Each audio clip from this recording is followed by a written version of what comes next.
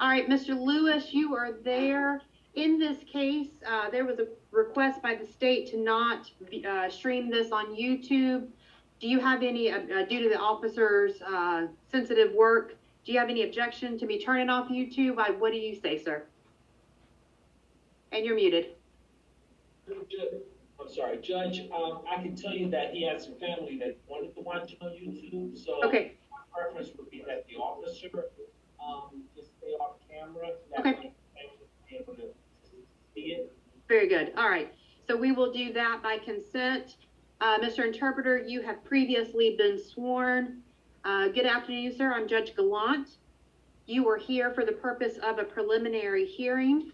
My job today is to determine whether or not there is probable cause to bind your warrants over to Superior Court. I show you're being held on 3 warrants. Warrant 21W07257, sale of a Schedule 1 or Schedule 2 controlled substance. 21W07258, trafficking in morphine, opium, or heroin.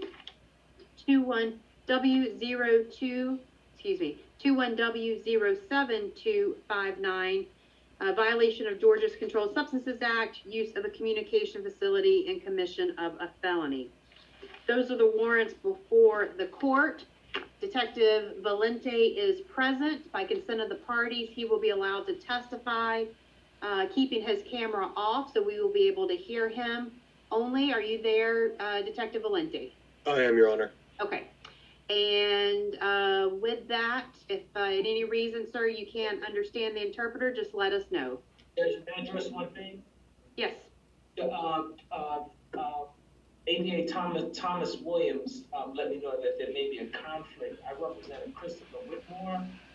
That defendant's name is bed in court and not Carmelo Moreno Luna, just so that Thomas Williams understands that. It's not the co-defendant on Mr. Whitmore's case. There was some question about whether or not this client may have been the co-defendant to somebody I've already had a prelim for, but that wasn't. This client's name wasn't the name that was given like that, and that's co-defendant. All right, Mr. Williams, that makes sense to you? No, but Mr. Lewis knows his clients better than I do. I just saw similar names, and I wanted to raise the issue to him. He would know better than I would. All right, fair enough. All right, with that set up, Mr. Williams, call your witness and swear him in, please. Yes, Your Honor. State calls Agent C. Valente to the stand. Sir, I understand you're off video, but keeping in mind you're an officer of the court, you raise your right hand to take an oath. You swear or affirm the testimony you're about to give to this court today shall be the truth, the whole truth, nothing but the truth, so help you God. I do. Mr. Lewis, you satisfied that he's properly sworn? Before we go any further, Officer Valente, I want to make sure you understand this is being broadcast via YouTube. You know your business better than I do. Are you comfortable being on YouTube where no one can see you, but they could hear you? Is that okay with you? Yes, sir. Okay. Now, tell us generally what's your current assignment, sir. I'm a task force agent assigned to the Drug Enforcement Administration. And which department currently employs you and pays your salary? Loganville Police Department. Did you begin an investigation that ultimately resulted in an arrest of a Carmelo Moreno Luna? I did. This person that you know is Carmelo Moreno Luna appearing before you on the video call. Yes, sir. Can you tell me what the name of his screen that appears on your screen, sir? I see jail video court. He's an individual wearing a green jumpsuit. Briefly describe the nature of the evidence that supports probable cause for the offenses of sale of a Schedule 1 controlled substance. Is that Schedule 1 heroin? Yes, sir. Also, the warrant that would, the evidence that would support a warrant for trafficking in also heroin. Is that right? That's correct. And also the use of a communication device to the commission of felonies involving controlled substances. Describe the nature of that evidence, sir. Yes, sir. Beginning in April of 2021, I had received a telephone number from a source of information who advised the owner of the cell phone number was a distributor of kilogram quantities of heroin operating in the metro Atlanta area. On April 26th of this year, a undercover agent placed a controlled call to the individual owning this telephone. I was able to obtain the subscriber information of that phone and learn the owner of the phone listed was a Jesus Luna. So the purpose of, as I'm speaking, I will identify this person as Luna. My undercover agent began speaking with Luna about purchasing heroin. Luna advised my undercover agent that he didn't sell anything less than kilogram quantities, but was more than willing to provide my undercover agent with a sample. Both the undercover agent and Luna stated they'd be in contact regarding conducting future transactions. Fast forward to May 10th of this year, Luna sent a WhatsApp voice recording to the undercover agent advising them that his phone had been disconnected, but to contact them to do business. Based on the previous telephone conversation I just testified to and this voice recording, I applied for and obtained a federal search warrant to track the geolocation associated with this telephone number. Beginning May 13th of this year, I began receiving data pursuant to that search warrant. Well, Agent, I want to stop you there because I'm a little bit confused. You indicated that the person, the subscriber being Jesus Luna, indicated the phone had been turned off, but then you're tracking the phone. Help me understand what you mean by that. So they had the initial conversation on April 26th, and there was no conversations between April 26th and May 10th. When Luna initiated the contact again with the undercover agent, he advised that his phone had been off and he can only talk on Wi-Fi, but he was going to pay his bill and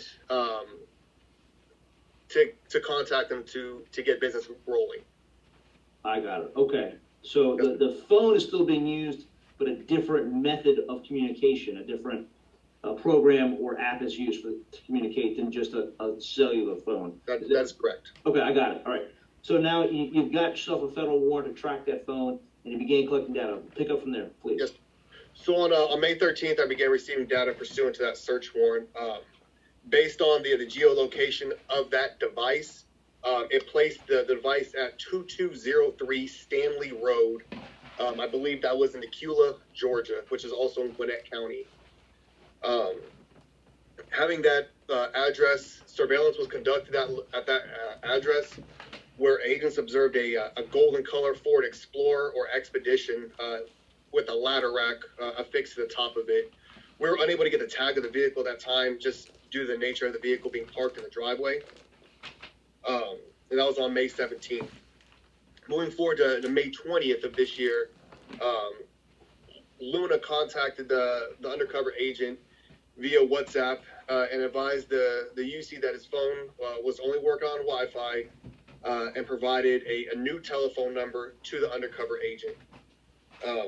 Agents knew that there was still data, that phone was still connected to towers due to still continuously receiving the geolocation of that previous device.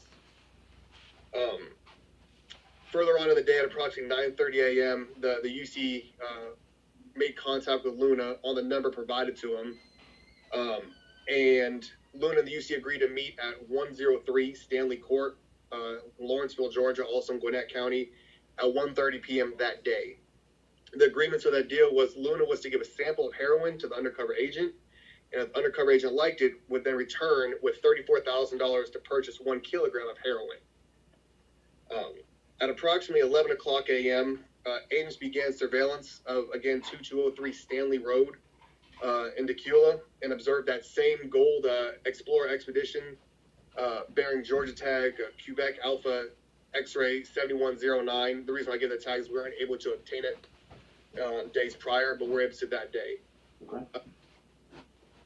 Keep going. I was just commenting. Go ahead. Okay. Surveillance was initiated at that address due to the geolocation pinging at that address still. That was the only vehicle parked in the driveway, and agents remained there until approximately 12:47 p.m., where agents observed the gold vehicle leaving the residence. A few minutes later, at 1:04 p.m., I observed Luna's geolocation to be showing at an address in Winder, Georgia's 2115 Winder Highway in Tequila, Georgia. It's a fast food and a mini mart. With that information, I responded to that location. I got there at approximately 1:20 p.m., where Luna's geolocation was still pinging there. When I entered the location, I observed there to be 3 individuals in there, a female cashier worker, a female customer, and a Hispanic male standing at the slot machines. I observed the Hispanic male wearing a dark t-shirt, a dark hat with tattoos on his left arm. He also had an earring in his left ear with a cross hanging from the loop. Again, that individual was standing at the slot machines. Whilst on the phone with another agent, I observed this Hispanic male pull a cell phone out of his pocket. At that moment, it seemed like that individual was placing a telephone call. As I observed this individual doing that, I received information that my undercover agent was also receiving a telephone call from Luna at that exact moment. While staying on the telephone, I observed this individual then hang up the phone, and another agent say the phone conversation had just terminated. During that phone conversation, Luna advised the undercover agent that he'd be at the meet location in approximately 10 minutes. Based on the vehicle being at the mini mart in conjunction with the geolocation and observing that telephone conversation, I believe the Hispanic male to in fact be Luna, the target of our investigation. Were you able to hear, like, the person you called Luna, were you able to hear their side of the conversation at all? I could hear him speaking, but due to being in Spanish, I could not understand what was being said. You did have a prior voice recording from the WhatsApp from the caller identified as Luna, is that right? That is correct. Any connection between those two? Did you were able to recognize the voice in any way since it was in a foreign language? At that time, I was unable to. Okay. At that time means that some time later you did? At that time, I hadn't been able to review the voice recordings in order to get a voice comparison. Okay. And I was having my undercover agent do all the communications with Luna. I follow you. We'll come back to it. Yes, sir. So at that point, you think you've identified the person you've associated with the name Luna. The Yes, geolocation puts the phone you associate with Luna at that fast food place.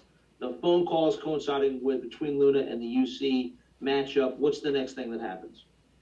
Luna advised my undercover agent that he would be at the meet location in 10 minutes. At approximately 1:36 p.m., I observed this individual exit the location and then enter the Gold Explorer, which was observed at 2203 Stanley Drive, which also where the geolocation was pinging prior to, which furthered me to believe that this in fact was the target of our investigation. Myself and another agent initiated physical surveillance on that vehicle and followed that vehicle to the meet location of 103 Stanley Court in Lawrenceville, Georgia. At this time, we knew that this was a target of our investigation there to conduct a transaction of heroin. Once at that location, Luna was observed exiting his vehicle and approaching the undercover vehicle. Luna was observed standing on the driver's side door of the UC vehicle and speaking to the undercover agent. During that transaction, Luna provided the undercover agent with approximately 28 grams of heroin. This was field tested after it was taken possession by the undercover agent, and it yielded positive results for the presence of heroin. After the transaction, agents observed Luna leave and follow Luna to another address in Lawrenceville of 288 Pine Valley Circle, where he stayed for approximately 30 to 45 minutes. It might have been a little longer, so don't quote me on the time, please, sir. Was the 28 grams the sample, or was that a sale? Oh, with the sample, Your Honor. Got it. Go ahead. So at approximately 2:35 p.m., the undercover agent placed a call to Luna and advised him that he was ready to conduct a transaction. During that telephone call, Luna provided the undercover agent with the address of 2203 Stanley Road, Tequila, Georgia, as a place to meet and conduct the transaction. Based on my previous testimony of everything observed, the geolocation, the surveillance of the location, I was able to obtain a Gwinnett County Magistrate search warrant for the address of 2203 Stanley Road. And let me back up a little bit. As I was obtaining the search warrant, agents observed Luna leaving that address of 288 Pine Valley Circle. Based on knowing that a search warrant was being prepared to be obtained. Traffic stop of Luna was conducted, as well as due to him distributing a quantity of heroin to an undercover agent. During that traffic stop, Luna was fully identified as Carmelo Moreno Luna, who provided Georgia State Patrol troopers with an address of 2203 Stanley Road. Upon receiving that search warrant from that county, agents executed that search warrant at Luna's residence. Upon executing that search warrant, agents located a heat sealer, wrapping and packaging materials in the left bedroom of the residence. And they also located several items of mail belonging to Carmelo Moreno Luna. Behind a false wall in the closet of that bedroom, agents located a blue shoebox. In the shoebox was a grocery bag containing approximately 1,135 grams of suspected heroin. Upon completing the search, agents advised Luna of his Miranda warning, and Luna stated he understood his rights, was willing to speak with agents. During that interview, he denied his involvement in drug trafficking, and stated he was unaware of any heroin being in his residence. However, he later changed his story, saying he knew the heroin was in his residence, and stated that he received a call from someone but would not give a name, and advised they were going to be coming to drop something off at his house. Agents then confronted Luna with the facts of him providing a sample of heroin earlier in the day. Luna admitted to this fact and said it was no big crime. After that, the interview was completed, and Luna was transported to the Gwinnett County Jail. A couple of questions. One, you indicated that there was subscriber information that indicated the phone number you first began tracking to be associated with a Jesus Luna. Was there a subscriber address associated with that? Yes, sir. That is a P.O. box in Lenexa, Kansas. And was there any exchange, that first meeting in Lawrenceville, was there any exchange for 28 grams of heroin? Was there exchange of money or some other consideration? No, sir. The undercover agent receiving that 28 grams of heroin was for the sole purpose of testing it and sampling it to determine the quality of it. To put it in a term I might understand, it's a test drive. You got to see if you like it before you buy it. Is that fair to say? Essentially, yes, sir. Okay. And that's all the questions I have for this witness this time, Your Honor. Thank you. Cross, Mr. Lewis. Judge, I guess I have 3 warrants. The third warrant is use of communication facility. If the prosecutor just wants to address that, is that the WhatsApp? What is that? You're muted, Mr. Williams.